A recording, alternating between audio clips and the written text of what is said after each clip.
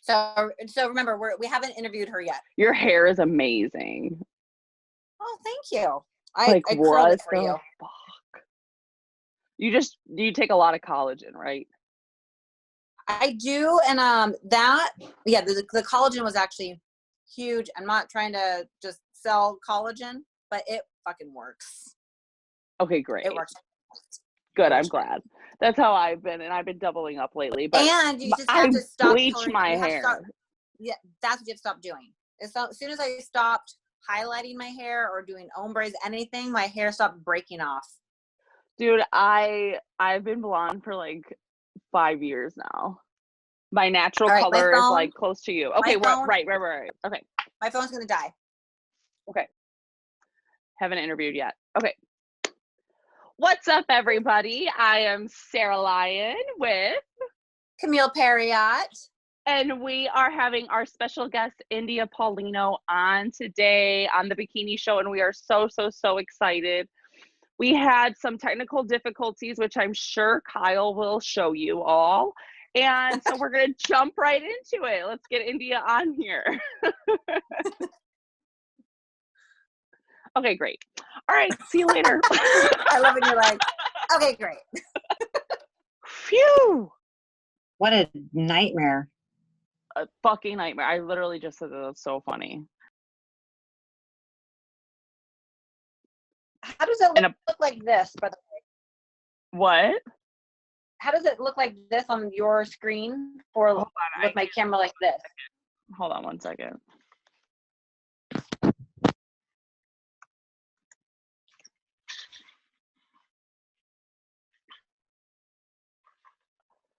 That looks good. Actually, no, you want an upward angle. Okay. No, I mean like upward. So like stack your phone on books, but you can do it vertically. Hi.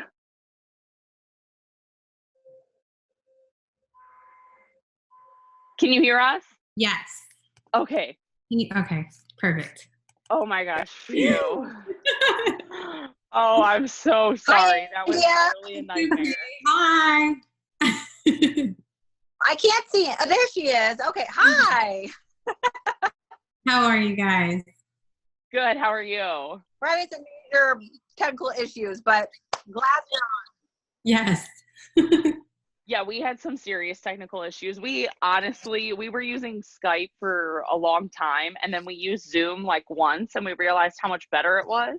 And so then we switched over to Zoom, and then next thing you know, today, this is like the first time we had any issues with it. She couldn't hear me, but I could hear her, and that just took us forever. So I apologize. It's okay. So how are you surviving this quarantine? How is it down in Florida for you? I'm good. So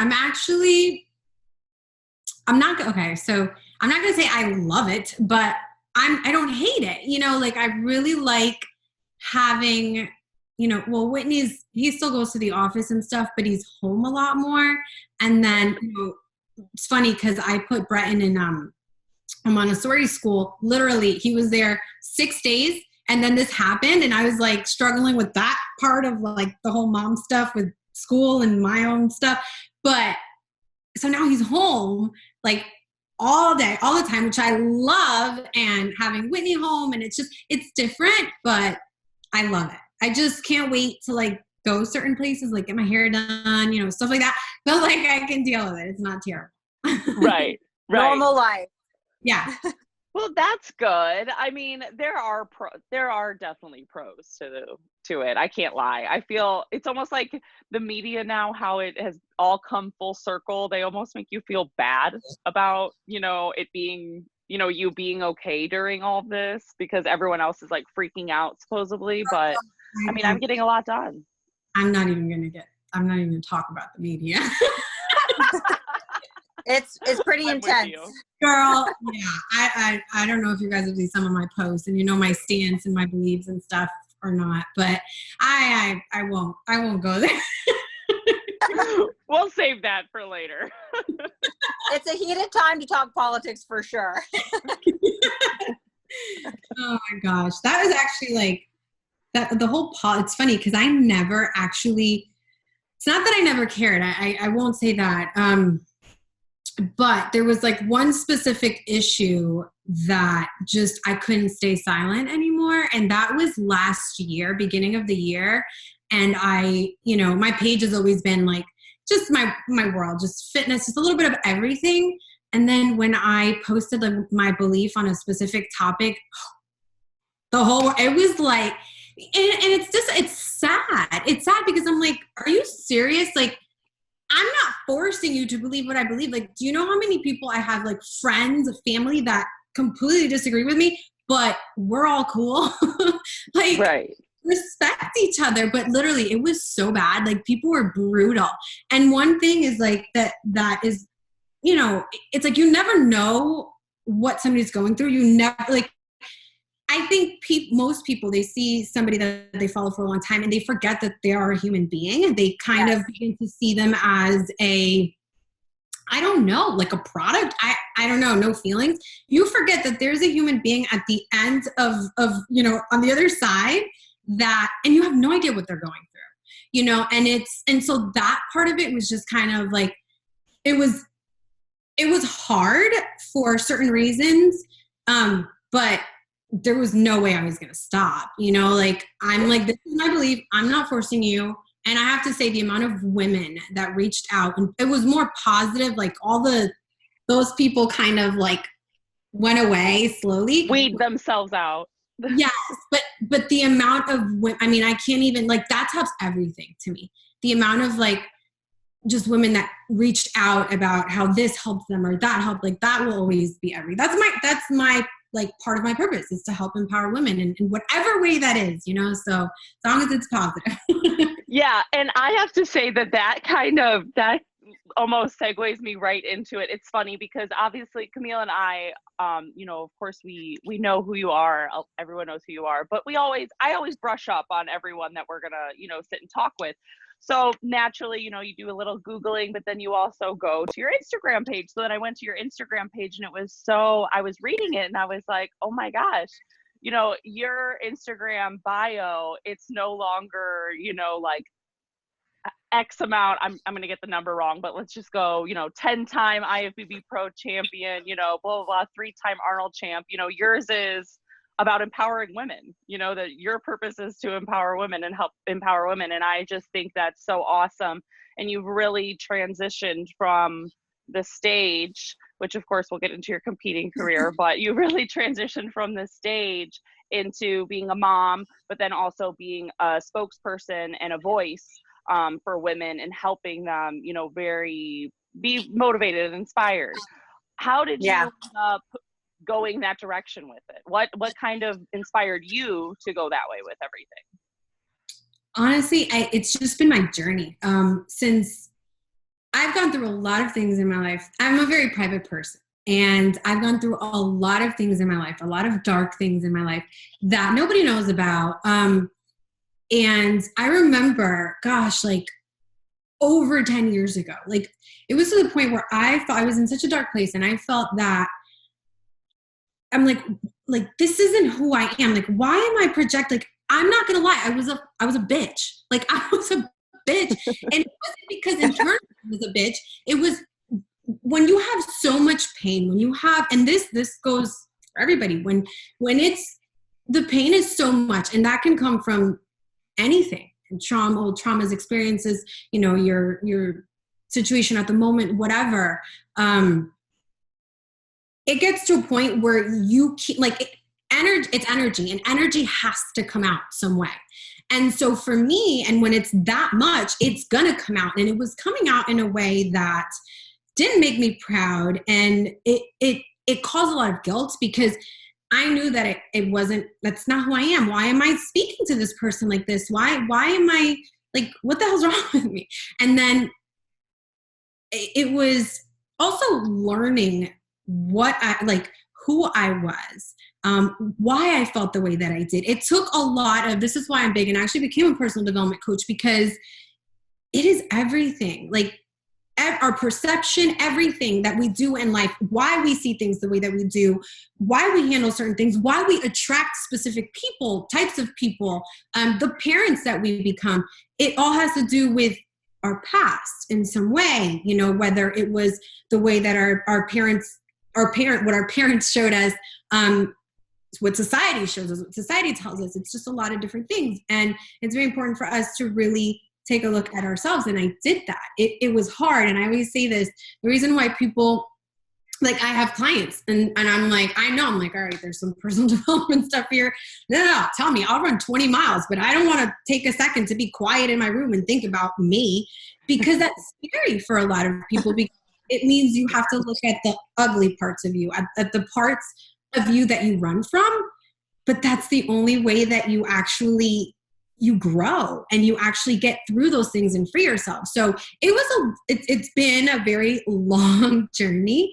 But that I always knew that I wanted to help. I always knew that I wanted people to see their potential and the power within themselves. And, you know, I was a cop for 8 years. And then it was like I transitioned into, I was, you know, competing and it's just been a lot of different things and speaking and just, but it's all with the same goal, and the same purpose. And so it just kind of naturally just kind of happened. The more, you know, and I'm a different person today than I was when I started competing. And 6 months ago, you know what I mean? Like that's a priority in my personal growth. So that's really why, I guess it's a journey that's been it saved my life. And I know we all go through stuff. Nobody's perfect. We all have things in our lives, no matter what you see on social media. And I really find joy, and it's so rewarding for me to really help somebody be able to kind of start, just seeing things in a different way and learning who they are and how to handle, you know, their life. Well, yes. Was there like an event or maybe your son that helped contribute to bring you to this point? Because that's pretty powerful, and it. Oh, you froze. Takes almost like there's like sometimes there's an addition. You froze there for a second, Camile. Yeah, but I think I know. I know. If I don't answer, my son definitely helped, but even before that, you know, it's interesting, and this might sound crazy to some people, but I have been speaking to my son for 10 years. Like I've been talking to him for 10 years. So like when I actually got pregnant, like there were some things that I needed to heal, and I'm not going to get into. There's some things I'm just not ready to talk about yet, but I do plan on it because I know I have to, and I know that's part of my purpose. I'm supposed to do that. But you know, before I had him, it was a motivation for me to be better, to really clear all that stuff that was there and to heal, because I didn't want, and this is why I'm big on conscious parenting, because I didn't want my child, you know, my future child I don't want to pass on my stuff to my child when my child has nothing to do with it, or my experiences, my everything. And that's what happens to a lot of us. And it's not that our parents do it intentionally. It's just when we're not conscious enough, we do it. And it's hard, but it's so rewarding. I love it. It's different. A lot of people have their thoughts on what that is, what conscious parenting is, but I wouldn't do it any other way. And, my son definitely helped. One thing that he definitely helped me with was embracing my femininity. You know, I've accomplished a lot throughout my life, but it's because I was being fueled and just by masculine energy. And we have both, and both are important. But as women, our power is in our femininity. And you asked me that 10 years ago, I'd be like, hell no, I'm hardcore. And it's just like, what? Like, but that was because there were a lot of things. There was wounded feminine energy, and there was just a lot of things that I needed to, yeah. Well, and you were, am I freezing now, you guys? No, you're good. Okay, good. I put it to my Wi-Fi. But being you were a police officer, like that, you are, as a woman, you're having to constantly prove yourself. So I think most women would probably be in the same situation who are in that role. And, the police department, that's a whole nother story. I would imagine so. Through a lot there. And it sucks because I'm grateful for it.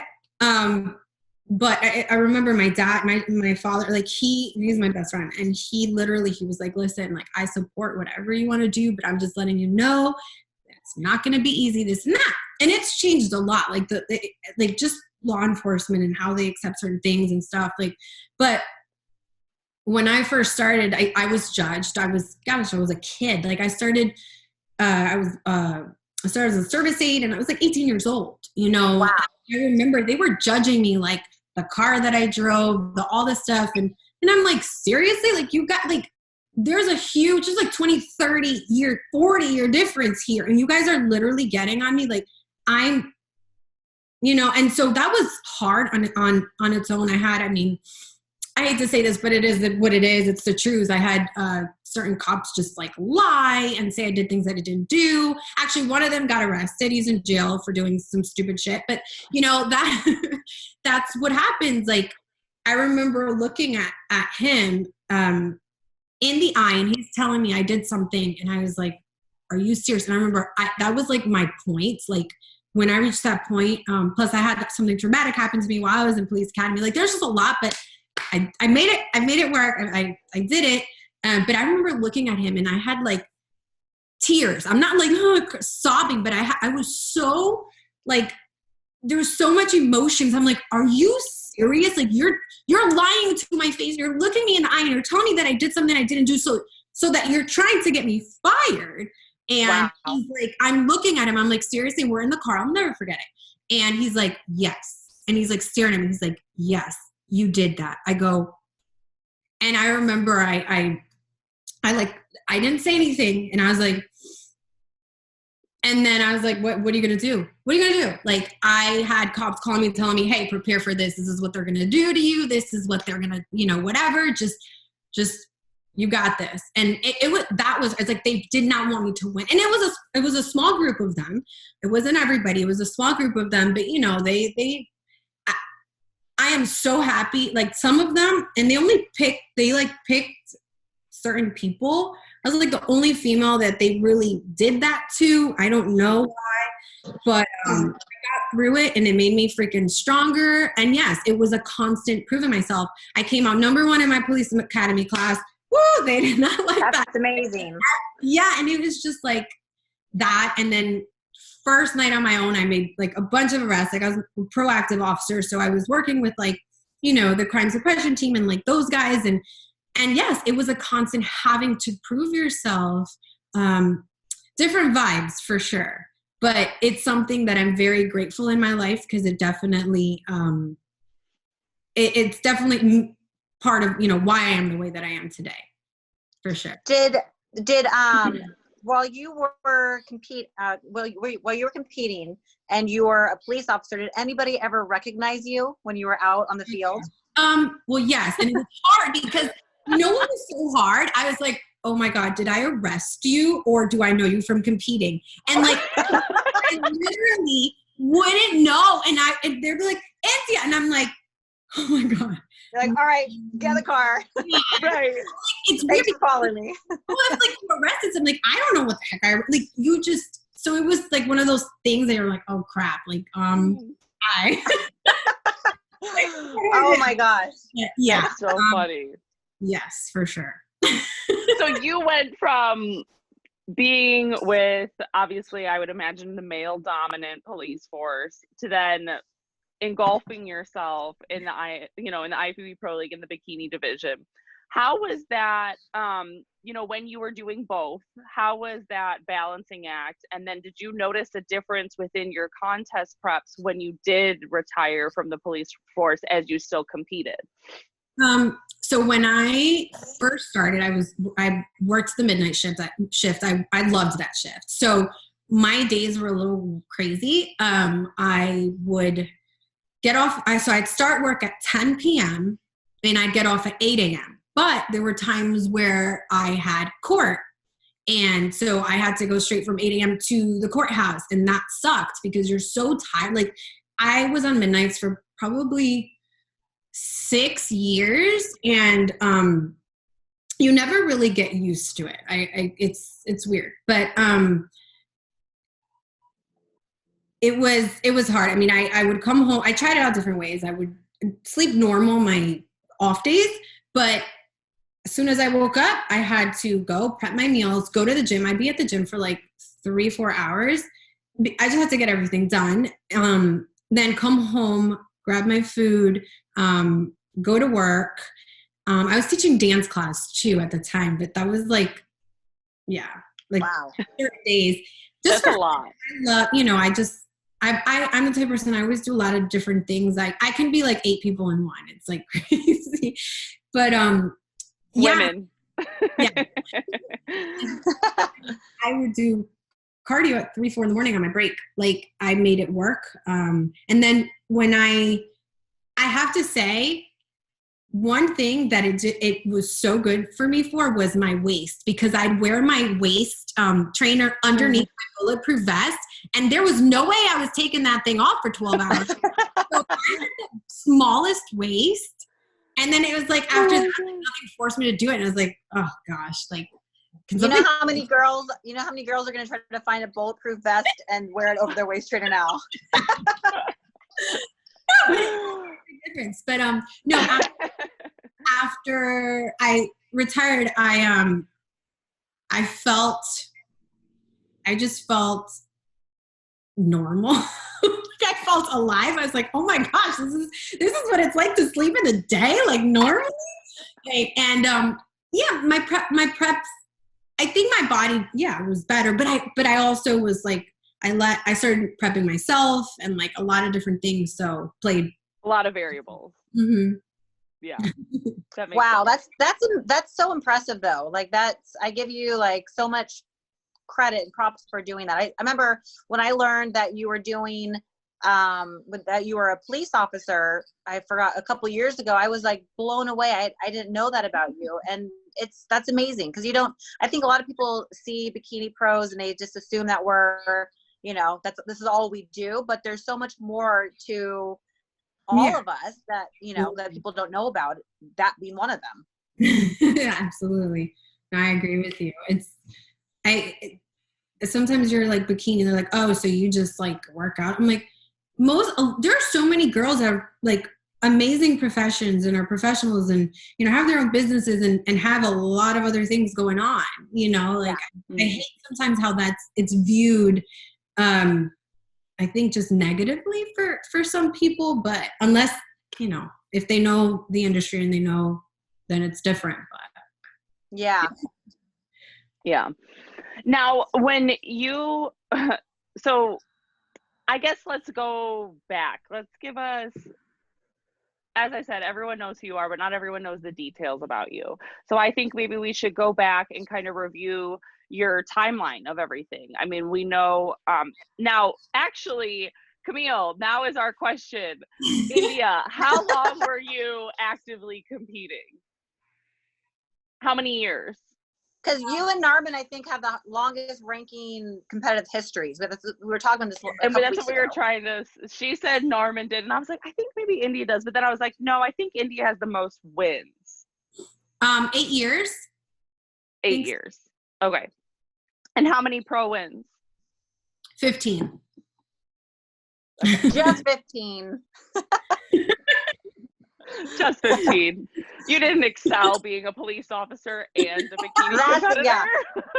Overachiever right here. Yeah. I worked so hard for those. We all do. What's your favorite moment of all the years that you competed? What's your most favorite? Or the one that you remember the most or reflect on the most, I should say, because I'm sure there's a lot of favorites. It has to be when I won the Arnold Classic for the second time in 2016. Gosh, I'm terrible with like dates and stuff. Because a week before, or like about a week and a few days before my grandfather passed away. Oh, wow. I remember I was like taking classes and stuff, and my mom calls me and she's like, hey, you know, he's in the hospital, this and that. And I just knew like, you need to get there. Yeah. And I flew out there the next day, and it was like, I watched him as he like started to go. And like, that was like, I wasn't going to leave. Like, I didn't care. Like, nothing else mattered to me. Boy, does that put you in the present moment. And I remember I was like, I don't care. I'm not leaving. I didn't train. I slept there. I did not even go outside for like, I don't even know how many days. It was like 5 days or something. And I was barely eating. It was like hospital food. And I was like, I'm sorry, my dog. I don't know if you hear one of my dogs. I have them too. I was like, I don't know. And I called my manager at the time. I was like, I don't think that I'm going to be able to compete. Like and I remember, you know, as I was like, you got this, you're going to do this, you know, this and that, like, just like trying, you know, lifting me up. And I remember, it was just such a special moment that I'll never forget with him. Like, I laid with him, and I remember, you know, just speaking to him, and just, I knew he was like ready to go, but like our family was just holding on. And I was just like, it's okay. Like, you can go. And literally 2 hours later he passed, and it was crazy, but he was with me. And I decided, I was like, you know what, this man, gosh, he had like, I don't know anybody else who has gone through so much darkness since they were literally born. And he always found the light. And I said, I know he would have told me to do this. Like, I could feel him. And so I remember going to the gym. I had like my hoodie on, and I was just crying, and I didn't care. Like, I would listen to the songs we were playing for him, like old time songs. And I trained, and I literally felt him like lifting with me. And when I went out to the stage, like, I was that show, I literally was in a different place. And I remember going on stage, and I remember asking him, please, like, hold my hand. And I literally felt him hold my hand, and I walked out. Wow. And I sing, That and just gave me chills. Yeah. like, I remember putting my hand out, like, we're like, what is she doing? But I didn't even think about it. Like, I went on stage, and then it was like, I didn't go to my room and I didn't think about it. I was like in this energy of him. And backstage, I had my headphones on, listening to the songs we were listening to. And I had this ball, like, it was actually my lacrosse ball for my back, like for my knots and stuff. And we were like joking with him, and he was holding it in his hand. So I had it, and I was just like honoring him. And I wasn't thinking about the show, but I was giving it my everything, and I did. And so when I went out for finals, I asked him to hold my hand again, and they called me, and I was just like, oh, I have chills now, because it's the first time I've cried, like, because it was because of him and God, and like, my whole body just felt it. And so that was my show that I will never forget. And it was, amazing. Wow. That's Wow. Amazing. That's the best answer to that question. Yeah, Wow. that's an incredible story. India, so when you took a little time off of the stage from being pregnant with your son, and then you made this amazing transformation coming back into it, tell us a little bit about how that process was, that transition was, getting back on stage, why you haven't been on stage since Olympia. Share a little bit about that. So I actually thought I was done. And I've always been the person to, like, I motivate myself. I find that motivation within me. And it wasn't until I was pregnant, like throughout my pregnancy, and this little boy, literally, like, he has been the first human to motivate me to really, like I have people that inspire me, but it's different, you know? And I was like, you know what? I want to show him. I know he's too small now, but I want to show him. I want to show other moms. I want to show people that no matter what, you can do what you put your mind to, and you can push through things. And it was amazing. It was hard as hell. your transformation was incredible. Like, seriously, it was so much fun to watch your transformation. And your competing record coming back that year. Yeah. I mean, second at Chicago, third at Tampa, and then still cracking that second call out at the Olympia. Yeah. And for me, I'm a very competitive person. And so like I was, you train to win. And even though everybody kept saying, oh, but you just had a baby. I'm like, that doesn't matter. Like, what are you talking about? Like, it's about what my body looks like. Don't judge me on if I just had a baby. Judge my body for what it is. So it was like, but, because we're competitive, and then so Olympia, like I've competed 8 years, and and I've done a lot of shows. I couldn't even tell you how many shows. I used to do 7-8 shows back then, like my first few years. And I've always had first call out every single show, except for that Olympia, which I got second call out. It was like a weird call out. First time ever. And I was like, what the, like, I felt that I just felt like I looked better than I did before I had the baby. Like, there were a couple things that I would change, but overall.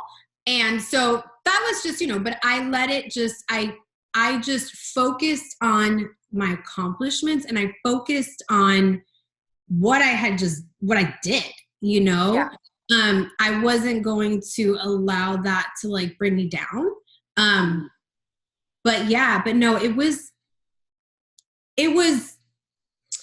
hard, but like, I wouldn't not do it. Like I don't regret it. I don't really regret anything.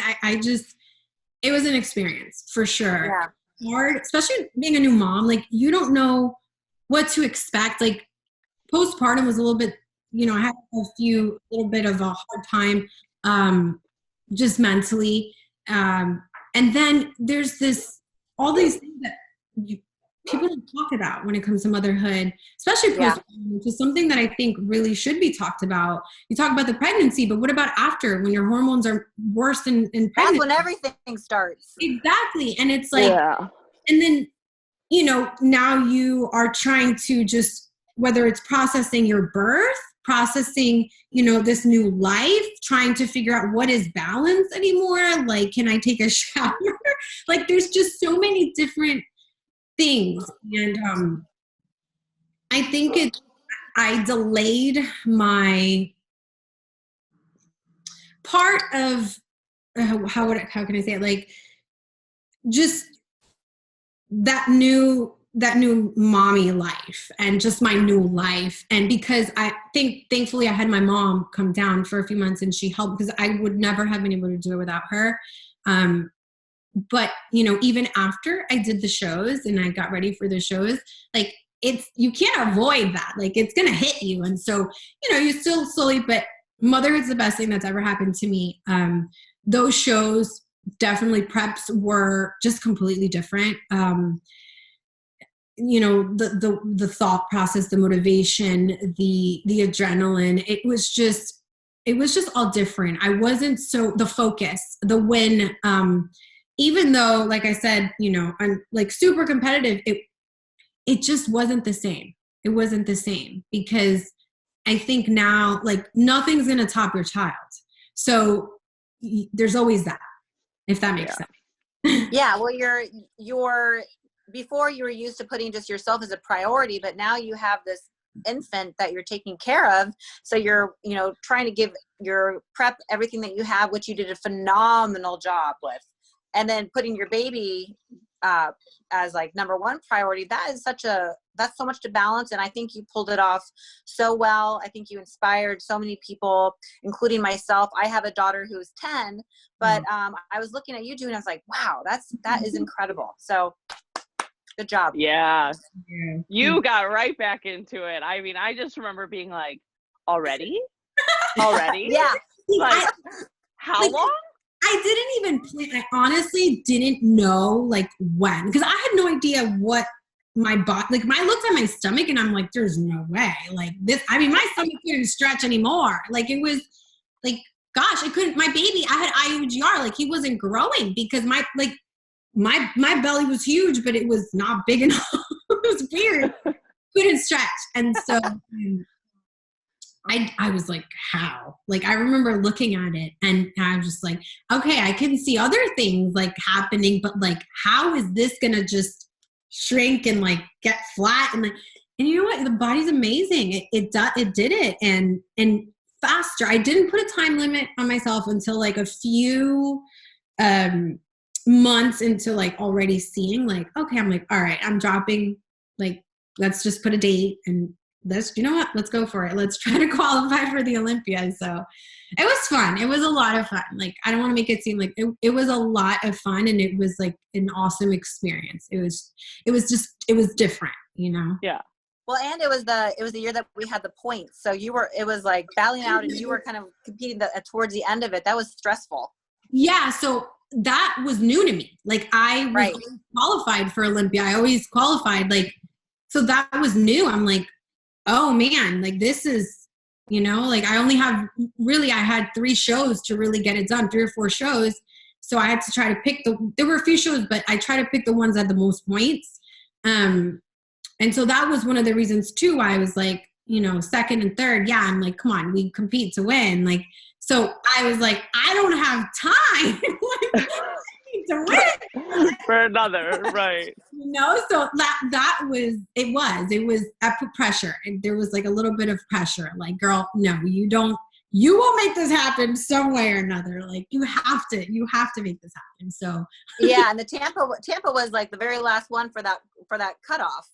Yeah, I wasn't even like, yeah. I think the list was like released that night too, because I remember everyone kind of chit-chatting about it backstage and it being like, oh my gosh, people, you know, the people that missed it just by a point. It was so sad, but no, I'm so grateful. Like I'm so grateful, and I'm just that I was able to do that, you know, because you know you could want something so bad, but like your body has to respond.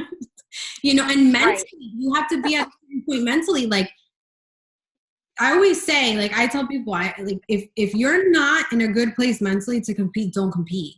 Like it's only going to make it worse. So that totally. was.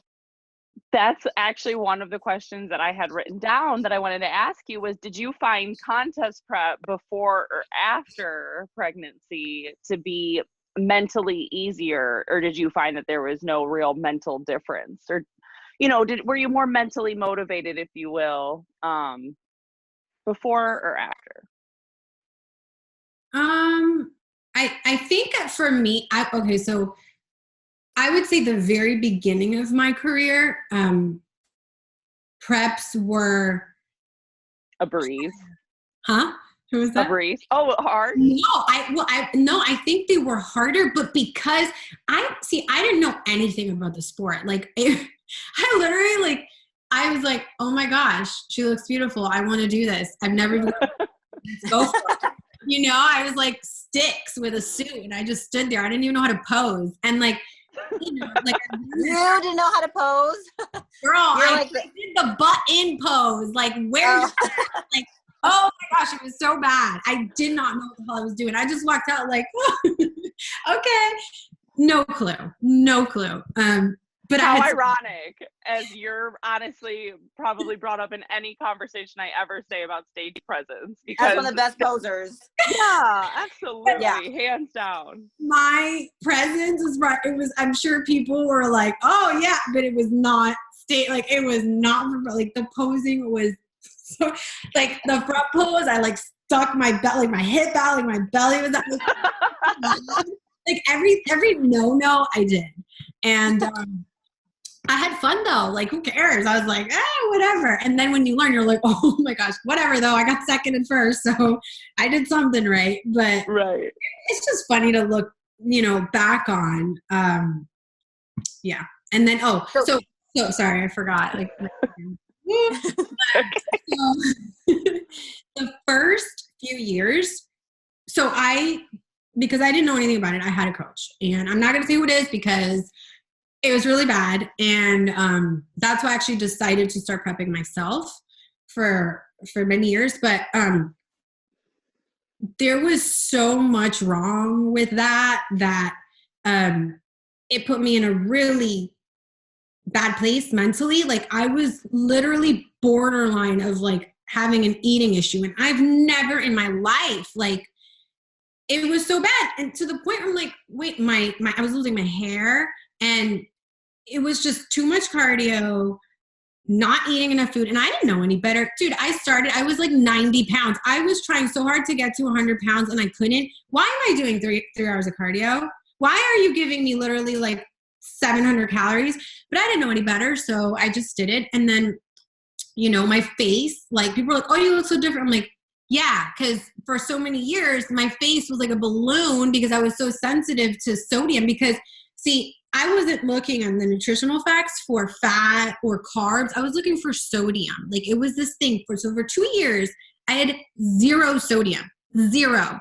And so anytime, like my face was just permanently like I looked like a different, seriously, it didn't matter how skinny I was. It didn't matter. I just had the face. Always like you just like take a balloon and you just blow. I can't even explain it, but it was really, I got to a point where just, I didn't like where my mental health was going. And I'm like, wait, you started this for positive reasons. What is going on? So I had to just start incorporating foods that they had restricted me from for, you know, so long, start incorporating sodium. I had to push through those fears that, you know, were created, that they were fake. I had to stop doing cardio. I had to stop the binge eating. I mean, I had to stop judging myself every time I walked by a mirror. And that was the first thing I said, you will not judge yourself. Like, you're not going to do that. And I would do certain things to avoid that. And but it takes like so much conscious effort. And yeah. You know, slowly I overcame those things. I started prepping myself. And then I think probably like, it wasn't until like 2 years into me prepping myself is like, I remember it was 1 January. And I was like, oh my gosh, I feel normal again. And I think that's when like I was at my like levels and everything were good. And like saw all that stuff. And then my body started normalizing. So like, I barely did cardio. Like even my preps for after the baby, like I did a lot of cardio in the beginning just to drop weight, but like I really didn't do much cardio. Like before that, the couple years before I got pregnant, like those shows, oh my God, I could 10 cardio sessions total, like 20 minutes maybe, like, and all this you're like, that's my body normally. Like I'm just really small and actually have a hard time putting on weight. But for so long, I got to a point where I was up there in weight. I'll take it back now. Like, I would love that body now. I hated it back then, but. Isn't that funny how we'll see a picture of ourselves and we're like, oh, I could never post that. Then you look back in the future and you're like, I look so great there. Like why did I say that? Yeah. I was like, can I have that now? And back then, no, because I was in the middle of competing, and I remember I like loved training legs, and I was like, yeah, like I'm maxing out and stuff. Like that was my favorite thing. And then I go and they're like, where the hell did you get those quads? No. Get rid of them. And so it was just like, and then I just stopped training legs for 7 years. But after like 3 hours, to answer your question, I think the very, very beginning of my career was harder because just how things were being done, it just wasn't it wasn't positive. And so I recognized that. I made sure to turn it around, did what I needed to do. And then it was just healthy. And so it was peaceful. Like I'm not people that preps and are like nobody knows I'm even prepping. Like Whitney, like, you know how lucky you are that I'm not psycho and that I don't live out. And like, you would never know. I don't get moody. I don't get like anything like that. So. Well, you're one of the lucky ones. Takes time. Yes, time to build up to that. But you know what's interesting is we had Nathalia Mello on a couple weeks ago. Maybe you saw that episode with her, but a lot of what she was talking about and you're talking about are very similar. So it's kind of cool to hear from like the OGs of the bikini division to see like what it was like. You're talking about the posing, and Nathalia was really cute. She was talking about how it was kind of like you guys didn't know what you were doing and just kind of went out there and kind of you guys paved the way for everybody today. So she's actually who inspired me. I remember I was working midnight shift and it was like Flex magazine or something. I don't remember. I was like flipping through the pages and I saw a picture of her and she was wearing a green suit and it was on the Arnold stage. And I'm like, what is that? I'm like, oh my gosh, I want to do this. I want to do this. And actually she worked, that's when she worked at Blue Martini in Fort Lauderdale. And my friend knew her. She's like, yeah, she works there, whatever, blah, blah, blah. And I'd go there all the time with like my cop friends and stuff. And so she got me in contact with her. And then she got me in contact with her coach. And that was it, literally. And like a week later, I did a show. Wow. Stop, a week. I was a stick. I was like a legit stick. You're like the meme walking by a bodybuilding show. Oh, I think I'll compete today. I mean, like, and I had trained, but it was like martial arts, lifting weights. I had no idea what the hell I was doing. I was just lifting weights, like just go. It wasn't like for a purpose. It was just honestly, it was just to be strong and be able to like my life, with police and that kind of training. It was never to like. I never even thought, oh, wow, you could build your body a different way. That's how little I knew about bodybuilding, lifting, and then, so. A magazine picture, and you became India Paulino. Funny how it all works. So I feel like the way that you've been answering some of the questions, because, obviously you saw that we posted, that we were interviewing you, and people always like to write in, certain questions. And there were a couple people that wrote in here asking if we would ever see you on stage again. Oh, so there's something I really want to say, but I can't. There's definitely a possibility, for sure. Oh, I wouldn't be surprised. I was totally not expecting that. I was like, she's going to be like, hell no.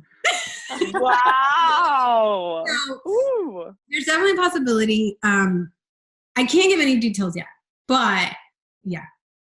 So okay. When we're out of lockdown, there's a surprise coming our way. There should be. We'll see. I can't. Like, I would totally just like, I want to like just talk about some stuff, but I just can't. So, but I'm not going to say no. I'm not going to say yes. It's definitely, there's a possibility for sure. Okay. All right. That's gonna be our highlight for the show, our teaser reel. Seriously. India, back to the stage. Another one that we have here is, do you have any tips for petite fun size competitors? Fun size, that's so cute. For anyone who doesn't know, India, can you tell us how tall you are? I'm 5'2". Okay. I would honestly like just do your thing. Just do like don't let size or that the fact that maybe the girls, whether you're NPC and there's height classes or you're pro and there are no height classes, like don't let that intimidate you. You have to just work the best that you can and hard to be able to get your physique to the best place it can be. As it also it's helpful to know though who you're like, if you know who you're competing with, like for example, if I'm competing with taller girls, I need to put on a little bit more muscle, but then not too much muscle, because I don't want to look like a stick next to them, because they're actually, I need to be able to hold, sorry, my Spanish. Sometimes my Spanish comes in and I can't even say it in English, and then forget about it. I didn't notice anything. No, I just like can't, like it's weird. Like some words, I'm like, how do you say that? And then because I don't have like this accent, a lot of people are like, what the hell are you talking about? Winnie makes fun of me all the time. He's like, what did you say? You said it backwards. I'm like, oh, okay, I did it again. But it's shit. Spanish is my favorite language, so. But no, that makes sense. That's kind of like how we were talking about with Narman last week with being short, that, you know, you just have to position yourself the right way. Of course. Okay, let's see here. We already answered those. Are you sheltered in place? Everyone is. And and if so, are you enjoying yourself? There's a lot of little random ones on here, so I didn't even mean to read that one. I guess we can answer that. How is coronavirus treating you? I know you said you were is there coronavirus out in Florida? Yeah. What is it really like in Florida? I have to say, I feel like I'm gonna come out of here looking better than when it started. So I'm loving that. That's the way to do it. So what are you doing to look better coming out of it than going into it? That's because a lot of people are struggling with that. You know, so thankfully we have a little home gym set up. And yes, it's interesting because now Bren's not in school. So like, and Whitney's still going to work. So I don't know. I make it a point to get out to my garage or my backyard and do something every single day. This has literally, I don't know where it came from. I don't know why, but it's motivated me to just get on because I was working out before, but it was like 3 days a week. If I can do it. And now, for me, I feel better when I'm doing it consistently. I like how I look. I was getting way too skinny. It was not cute. I'm sorry. Love yourself. I get it. But I don't like myself like so skinny. It was like I lost my shoulders, my arms. Like I was just I was so skinny. And that's my fault for not keeping up with food because there's always something to do. I have 6 animals. I have actually 7 now. Wow. I have 6 animals and a toddler and a husband. So it's and a husband. There's always something to do. And I would tell myself, like, I have to be on top of it to make sure that, girlfriend, you need to eat because I lose weight. Like, I have to eat. So keeping up with my meals and being consistent with training. And it's. So for you, your goal was kind of to put on a little bit of weight. And that's what you're. Yeah. Okay. I was like 103 pounds. It was so like, that's what I would be on stage sometimes. Of course, I didn't look the same, but I was like 103 pounds, and I weighed myself the other day. I was like 108. So I'm like, yes, it's working. That's funny. Yeah, that's fun. Not many women would do that. Yeah, but we all have our own issues. I know if a woman is trying to put on weight, people think like, oh, that's, you're so lucky, but it's a goal, and it's hard. It is hard. It is hard. You have to I can't, like, stopping yourself from eating. Sometimes I feel like making yourself eat a certain amount of food can be even harder. I've done both. I've been on both sides, and it's like, I don't, like, you literally are like, I don't want to eat anymore. And if you don't keep up with it, it's going to affect your goals the same way as if it was the other way around, Yeah. It's so true. I mean, the first time that I had weighed food out since I had got on stage, I was like, I need like 30 minutes to eat this. Like a cup of rice and 4 ounces of chicken seemed like a full meal with an appetizer and everything. It was so much. So I totally understand what you mean by that. Oh my gosh. Wow. Well, India, I would like to know, though, let's see here. I jotted some other things down. What show did you turn pro at? Junior Nationals. 2011. Mm-hmm. Okay. 2000 when? 2011. Okay. Wow. Mm-hmm. Doesn't that seem like so long ago? Yes. It's crazy. Like, gosh. It's so crazy. Yeah. It's so crazy. Wow. Well, it has been such a pleasure to have you on, and we're so happy that. Oh, sorry. Go ahead. I have one last question for India. Yeah. What shows are you watching, India, while you're in lockdown? Oh, of course, we have to ask. We have to. So I'm not a TV person. I will say I don't watch TV. the TV's on at my house because of Whitney, because he does. But there was a show that, like, sometimes we'll watch shows together, whatever, at night. And we haven't picked back up on it. But there was this show, Ozark. I don't know if you're familiar with it. Oh yeah. I'm in the middle of season 2. It's the best. It's so good. Yeah, like it just came back, so we have to start watching that. And then I watched the stupid Lion thing that I never even thought I'd watch because I've been following Doc forever. Lion, what the heck is it called? Whatever. The Tiger King. Oh, I was like the Lion thing. I'm like, I think. The Lion King. That just shows you have a little young child at your house. Lion King girl, I know like the lyrics to every Lion King song. So yes, totally. Lion King, whatever. Well, yeah. So I think this isn't a show that I'm trying to watch, but because Whitney's watching and we like whatever, sometimes like we just lay on the couch and he's watching and he's into it. And I'm like that. I'm easy. I'm like, oh yeah, I'll watch it. There's this what is it called? It's a Michael Jordan thing. The Last Dance. Yes. Michael Jordan documentary. Yeah. I just heard about this morning. Yeah, I just heard about that. It airs on Sunday nights. A new show we started watching and it is so good. India, you would probably love it. And Sarah, you too. It's called The Money Heist. Okay. It's a Spanish series that's on Netflix, and they have do like a voiceover in English, but India, you could probably watch the Spanish version, the original. It's so good. It is so good. We've been watching until like 2 a.m. Really? The Money Heist. Check it out. Money Heist. It's on Netflix, you said? The Money Heist. Money. What's that? On Netflix? It's a Netflix series, but it is so good. Okay. So good. Okay. I'm all about Ozark, so I trust your. Yeah. Judgment. Can I mention something too? Of course.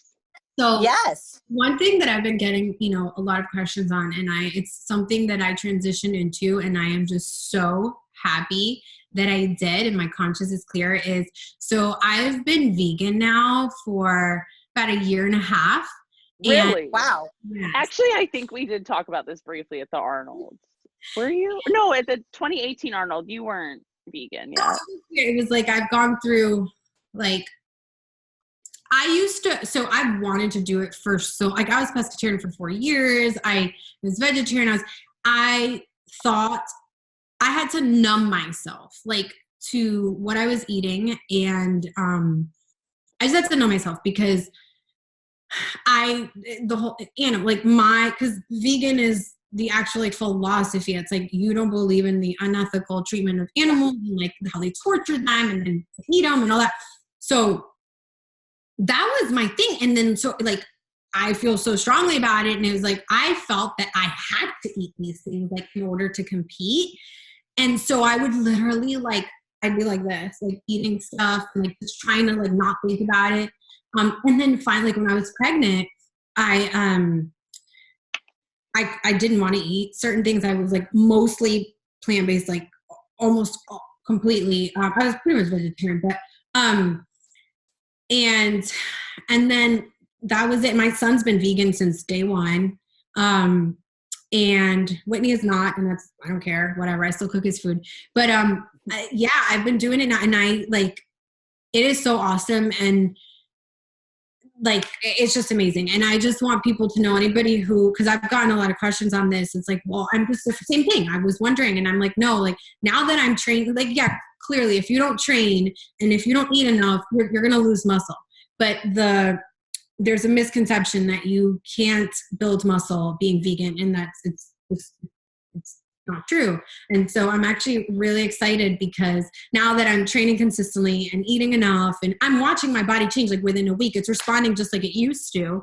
But you can totally compete. You can totally look amazing vegan. And it's cruelty free. Wow. I'm so glad. I think we're going to need to have you back on, because Camile and I have had long discussions about vegan and being vegan, and Camile had her own run through of being vegan, right, Camile? Yeah, so I did. So what was that documentary that came out like 6 months ago? Game Changers. So I watched Game Changers, and I was just like, oh my God, this is mind blowing. And I wanted to, it was like right after Olympia. And I was like, okay, I had this like little off season between Olympia and Arnold's. Like, I want to try this out, and also as a coach, I like to try things firsthand before I start, making diets. And a lot of people were asking about the vegan lifestyle. So I tried it. And I did it for 1 month. I did a DEXA scan right at the very beginning, and then I did a DEXA scan 4 weeks later. And the only reason I stopped was because of my DEXA scan. And I think it was at a phase in my life where, or my prep, where I was just like, okay, right now I can't make these drastic changes. But I liked eating. I liked the break from meat, but I didn't do it for ethical reasons. I was doing it because I was like, okay, as an athlete, like if it gives, so like it was just a plant-based diet. Yeah. I did have I had a couple whey shakes during that 4-week period and some eggs. So I didn't like, those were the two things that I did adjust. So you were just vegetarian, which like, really, like, it's all doable.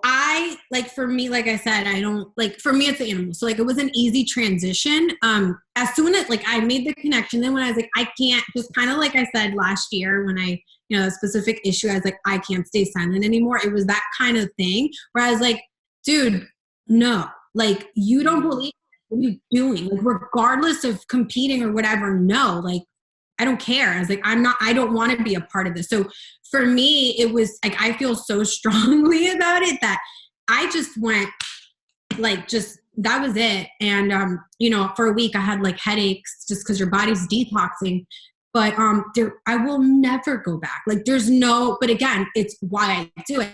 So like I have people who just want to lose weight or whatever. And it's their first thing isn't the ethical, it's the diet, like it's called your plant-based, but like, vegetarian wasn't even an option because like milk just the inflammation and just like if you knew how it like what's done and like I was like, no thank you, I don't want that in me. And the first thing that I noticed was, which I never even realized, I'm like, gosh, I guess I have felt bloated my whole life and I never realized that. That was the first thing, like my stomach just felt like it didn't like it was like I don't know how to explain it. Like it was just so I just felt lighter.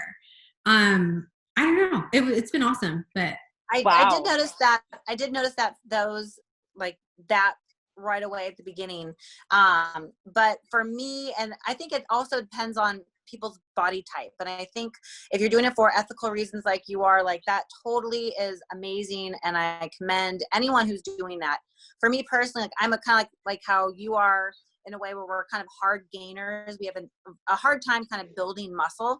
And when I did my DEXA scan, I was very consistent with like my macros and everything. And I was really wanting to make this work. I was like, I really enjoy this. And like, I want to make this work. So I'm enjoying this like new lifestyle.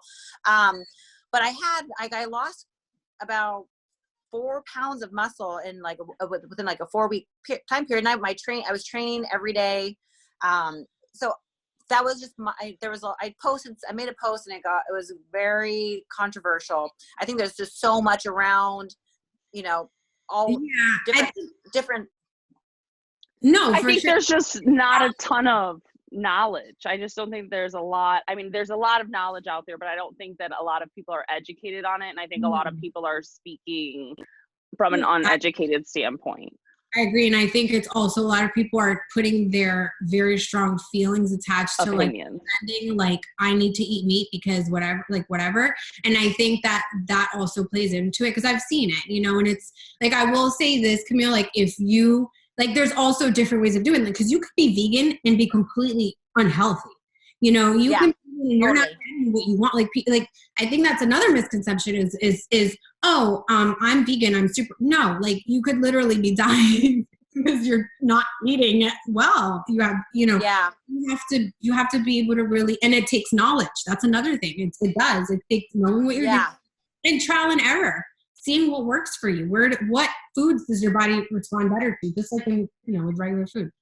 There's so much that goes into it. So this is great because a lot of people, when people reach out to me asking if I can help them with a vegan style diet or a plant-based style diet, I refer them out because I'm like, it's just something that I don't have all of that, knowledge in. So there you go, India. You can postpartum and the vegans. So tell us, how can people get in contact with you, find you, all that good stuff? We'll put it up here on the screen.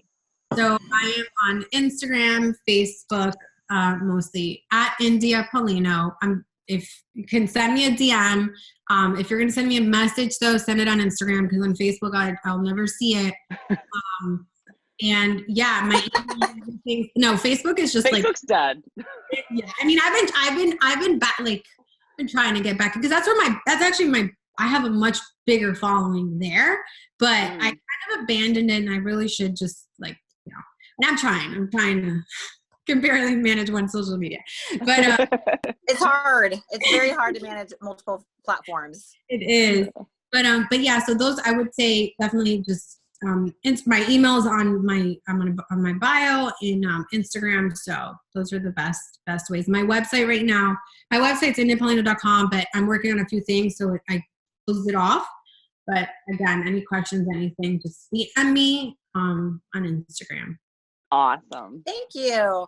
So, India, thank you so much for being on our little show here. It was awesome having you. And we are really looking forward to the news that you're going to be. Yeah, I'm really excited because now I feel like I can see the news and what path we're headed in with this. Thank you guys so much for having me. It was fun to talk to you guys. And it's like a little girl time too. So yeah. It totally is. I know. Good to ECU. ECU. Until next time. Thanks again, India. We really appreciate it. Bye, guys. Bye. Bye, sweetie. That was awesome. It was. Wow, we hit the ground running. That was so great. Yeah, I'm just laughing at our chaotic fucking mess, and then I was just like, let's just get her on. It's fine, we're getting her on. This is the true shit behind this show, everybody. But India is just, she's been in this sport for so long, and she really is one of those veterans who's paved the way for where we are today.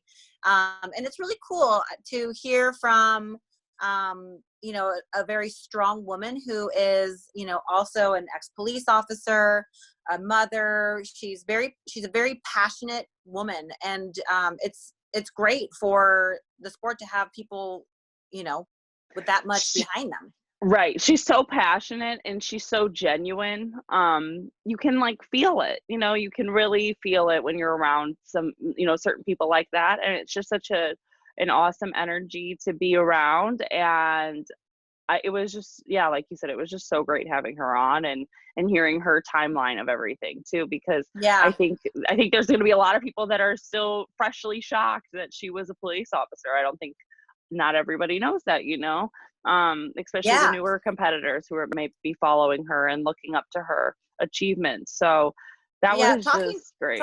Talking to her kind of brought me back to when we talked to Justine Monroe, who just got hired on as a firefighter. Those are two very male dominated professions. So it takes a lot for women to work in those professions, prove themselves, and in addition to being, submersed in the bikini world, because there's a lot of, that's challenging. And Justine was talking about, some of the challenges that she was, facing with that and maybe, perceptions. And I'm sure India had the same thing. So it's cool to hear. Yeah, absolutely. Especially being that there's, competitors and people watching this of all different occupations, and they might be thinking that they can't compete or anything, or they might work the night shifts for something. Yeah. And, hearing India's story will allow them to, maybe have a fire lit, if you will. So that was awesome. Absolutely. So, Well, we have a really exciting announcement. We're like literally busting out these amazing episodes. Like it's incredible. And I love it. Our next interview is going to be with head judge Sandy Williamson. That's going to be awesome. Yay. We're so excited to bring this to you guys, to bring this information to you. And I'm just, wow. It's just really awesome to be able to be that. I'm sorry, my words obviously are not making synapses in my head right now. You're like brain cells like ping ping. I know, like make that to be the platform to be able to give people, you know, that information and to allow them to come here to hear from their idols, their motivators, and from someone like Sandy Williamson, who is making decisions based on, you know, what she's looking for. So it's great to have that inside scoop. Yeah, and I think what you and I were talking earlier, what we want to bring when we bring Sandy on is, sure, we'll talk a little bit about the bikini criteria, of course, but we want to also ask questions about her background, so we can understand also who Sandy is. Same way we do our, you know, we get to know all of our guests, and you know, not many people know who Sandy is, and she has a pretty amazing background. So, you know, having her on and learning about that is going to be really cool. Very cool. And I can't wait. So we will be giving you guys that episode after this episode. So stay tuned. Make sure you guys like, subscribe, thumbs up only. Thumbs up. And and if you guys have any questions, shoot them our way. I actually have been getting some questions. I was even thinking maybe what we can do is we need to do an episode. We need to do an episode. Yeah, we need to do an episode because it's hard to. It's like, yeah, it's just like you guys have been listening to our voices already for an hour, so you're like, wow, 90 minutes, I'm out. You need a break. I'm out of here. I'm out of here. Bouncer. So with yeah, okay, we won't open that can of worms. Never mind. All right. Camille, enjoy your, what's it called? Money Heist. Money Heist. Money Heist. Shice, it's heist, good. Tomato, potato, Money potato. Heist. And we need to do our intro first.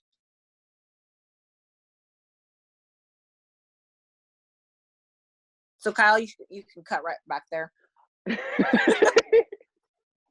Think that with the country accent. Yeah, I'm not.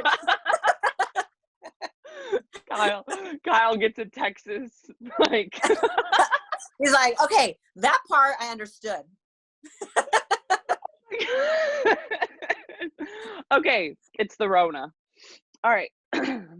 Should we do? Let's okay. Kyle, cut all this little junk out. Sarah. Let's do an outro, and then we'll do a separate intro, unless you can cut it. We just did the outro. Okay, let's finish the outro. Let's just finish the outro. We didn't say bye. Okay. And then we'll do it. And then we'll do the intro.